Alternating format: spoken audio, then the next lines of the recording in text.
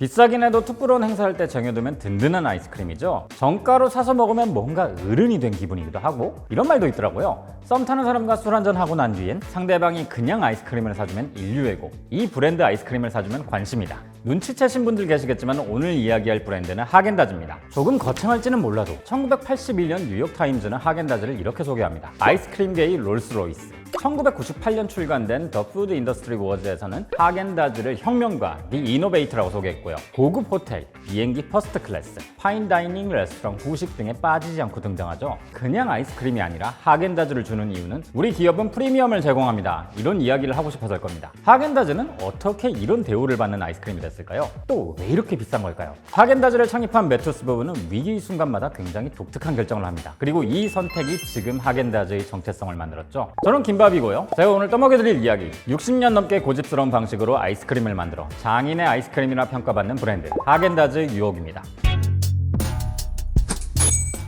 하겐다즈엔 대쪽 같은 포부가 있습니다. 제품을 넘어 작품을 만들겠다. 이런 자신감은 다양한 데서 나오겠지만요. 하겐다즈가 가장 집착하는 것은 제대로 된 맛을 내는 것이라고 합니다. 비싸더라도 맛있게 만들자는 거였어요. 이 자신감은 하겐다즈의 창립자인 루벤 매투스와 로즈 매투스 부부에서부터 시작됩니다. 이 이야기를 해드릴게요. 뉴욕에서 아이스크림을 팔던 루벤 매투스. 1921년에 어머니와 함께 뉴욕으로 건너온 폴란드 이민자인데요. 하겐다즈를 창립하기 이전에도 뉴욕에서 30년 가까이 아이스크림을 팔던 사람이었어요. 짬이 있는 사람이었죠. 그런데 기술이 발전하면서 대기업 아이스크림과 저렴한 소프트 아이스크림들이 쏟아져 나온 겁니다. 대기업들과 경쟁해야 되는 상황에 놓인 거예요. 이때 매투스는 이런 저가 경쟁에서 벗어나야겠다는 생각을 합니다. 좀 비싸더라도 초고품질 아이스크림을 만들자는 생각을 하게 됐죠. 그럼 매투스가 원했던 초고품질 아이스크림이란 게 뭘까요? 저도 감이 잘 안 잡혀서 이걸 어떻게 설명을 해드려야 할까? 그래서 자료를 좀 뒤져봤는데요. 이거면 설명이 되겠다 싶은 썰이 하나 있더라고요. 하겐다즈가 초기에 내놨던 제품은 커피, 초코, 바닐라입니다. 근데 아이스크림의 클래식은 모름지기, 딸바초, 딸기 초코 바닐라인데 하겐다즈는 딸기를 빼버렸어요. 원하는 품질의 딸기가 없어서였죠. 매투스는 하겐다즈를 구성하면서 최고급 재료들만 공수했어요. 하지만 이건 당시 대기업들은 할 수 없는 방식이었습니다. 대기업이 만드는 아이스크림은 정해진 공정대로 많이 생산하는 데 초점을 두고 있어요. 때문에 딸기 아이스크림을 만들 때는 딸기를 직접 넣는 게 아니라 식품공학을 활용합니다. 굳이 딸기를 넣지 않더라도 딸기를 떠오르게 하는 색과 딸기 향을 더하면 딸기 아이스크림이 되니까요. 진짜 딸기를 쓰는 것보다 저렴하고 대량 생산도 가능한데 관리하기도 좋습니다. 가성비가 좋은 방법이죠. 하지만 매투스 부부는 대기업의 방식과는 반대로 원물을 넣어 만든 겁니다. 초고급 아이스크림을 만들기 위해서요.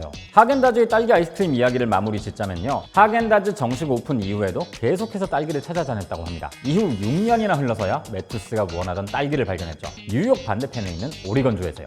여기가 마음에 쏙 들었는지 이후 매투스는 이 딸기 농장이 있는 계곡 전체를 사버렸다고 합니다. 매투스 부부의 고집은 여기서 끝나지 않습니다. 아이스크림을 만드는 방법도 돈이 많이 드는 방식을 택하거든요. 크게 두 가지가 있는데 우선 첫 번째, 높은 유지방 비율입니다. 보통 소프트 아이스크림은요 5%에서 8% 정도의 유지방을 첨가하는데요. 하겐다즈는 10% 이상의 비율을 유지하면서 크리미한 맛을 냈어요. 2배 정도의 차이가 나는 거죠. 두 번째, 질감입니다. 아이스크림엔 공기가 들어갑니다. 아이스크림 원재료 대비 공기 비율, 이걸 오버런이라고 하는데요. 쉽게 말하자면 질소 과자에 비유할 수 있겠네요. 이게 나쁘다는 뜻은 아닙니다. 아이스크림의 식감을 결정하는 게 바로 공기거든요. 오버런이 100%다 라고 한다면 공기와 원재료의 비율이 1대1이란 뜻입니다. 보통 하드 아이스크림이 100% 정도고요. 수치가 낮으면 낮을수록 소프트 아이스크림이나 젤라또 같은 질감이 나옵니다. 아무튼 유지방이 아이스크림의 풍미를 결정한다면 오버런은 식감을 결정하는 요소인데요. 매투스는 여기서도 다르게 갑니다. 당시 프리미엄 브랜드 아이스크림의 오버런 비율이 50% 정도였는데 하겐다즈는 20%, 숟가락이 잘 들어가지 않을 정도로 딱딱하지만 공기가 거의 없기 때문에 진하고 풍부한 맛을 내죠. 좋은 재료, 높은 유지방, 낮은 오버런.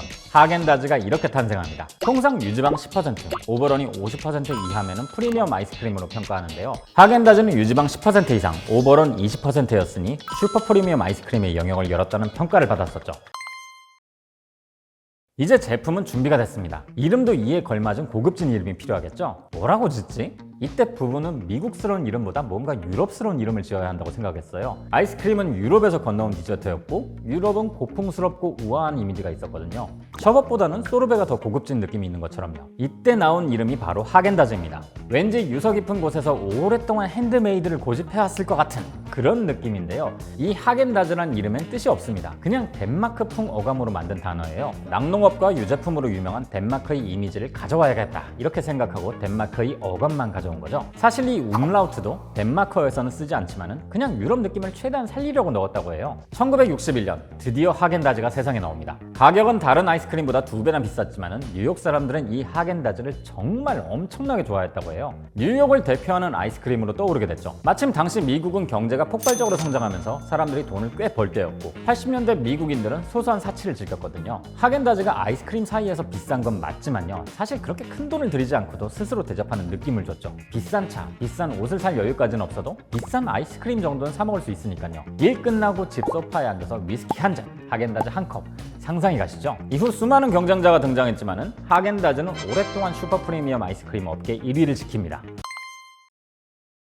하겐다즈가 성공적으로 자리 잡은 이유는 물론 맛있기 때문이기도 하지만요. 기본적으로 미국인들은 아이스크림을 정말 사랑합니다. 햄버거와 더불어 미국을 대표하는 음식 중 하나고 오죽하면 젤라또의 본고장인 이탈리아에서는 아이스크림은 미국의 상징이라면서 판매를 금지하기도 했었죠. 말 나온 김에 이 얘기를 잠깐 해드릴게요. 미국인들은 19세기 말부터 아이스크림에 빠지기 시작해 20세기 초에는 없이는 못 살 정도였다고 합니다. 왜 하필 이때였을까요? 다양한 이유가 있지만 1919년 제정된 금주법 영향이 큽니다. 알코올 함량 0.5% 이상의 음료를 운송, 판매하는 것이 금지될 뿐만 아니라 제조하는 것 자체가 금지됐었죠. 사람들은 술을 대체할 무언가를 찾게 되었습니다. 금연을 하면 사탕이나 껌을 찾는 것처럼요. 이때 미국인들이 많이 먹었던 게 초콜릿, 콜라, 아이스크림입니다. 술에 대한 갈증을 가라앉힌 데 딱이었죠.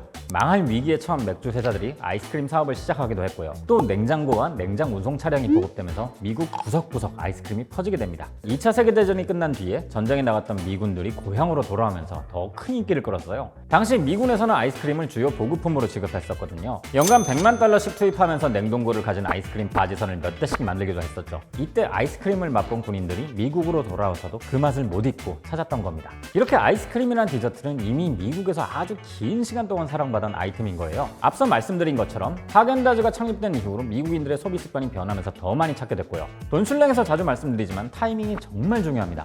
이후 하겐다즈는 큰 위기 없이 안정적으로 운영되다 식품 기업인 필즈버리에 매각됩니다. 매투스 부부의 나이가 많이 들기도 했지만 딸들이 경영에 별 관심이 없었거든요. 하지만 필스버리는 매투스 부부를 경영에 계속해서 끌어들였어요. 하겐다즈의 명성을 이어가기 위해서였죠. 실제로 세상을 떠나기 전까지 신제품 개발에 참여했었고요. 이후 하겐다즈는 거대한 유통 채널을 가진 제너럴 밀스에 넘어가면서 글로벌 브랜드로 자리를 잡게 됩니다. 벌써 62년이나 된 클래식한 브랜드지만요. 꾸준하게 크고 작은 변화를 주고 있습니다. 하겐다즈가 몇 해 전 표장과 로고를 바꾼 적이 있어요. 장수 브랜드가 왜 이런 결정을 했을까 싶었는데요. 이건 젊은 소비자들에게도 하겐다즈를 어필하기 위해서였다고 합니다. SNS 세대와 소통하기 위해서였죠. 사람들은 젊은 시절의 추억이 깃든 브랜드는 나이가 들어서도 소비하려는 경향이 있거든요. 하겐다즈 역시 새롭게 등장한 젊은 소비자 그룹에게 어필하고 싶었던 거죠. 60년 전 뉴욕의 젊은 소비자들이 하겐다즈에 열광했던 것처럼요. 최근에 한국인 최초로 미슐랭 스타를 따낸 임정식 셰프나 파인아트 작가들과도 협업을 하면서 한국 소비자들에게도 색다른 모습을 어필하고 있더라고요. 제품 라인업에도 큰 변화가 있습니다. 작년엔 2가지 맛을 조합하는 트위스트 라인을 출시했었는데요. 이건 하겐다즈가 최초로 선보인 형태였다고 합니다. 저는 여기서요, 트위스트 바닐라 브라우니엔 라즈베리 맛이 꽤 괜찮더라고요. 하겐다즈 하면 떠오르는 것이 바닐라, 딸기, 초코 같은 클래식 라인이지만 생각보다 꽤 다양한 맛의 신제품을 매년 쏟아내고 있죠. 여러분들이 좋아하시는 하겐다즈는 무엇인지 댓글로 남겨주셔도 좋을 것 같습니다. 매투스 부부의 장인 정신으로 시작해 반세기 넘게 이어져온 슈퍼 프리미엄 아이스크림. 앞으로 어떤 제품을 내놓을지 또 얼마나 색다른 매력을 보여줄지 기대가 되네요. 그럼 저는 다음에 다시 뵙겠습니다.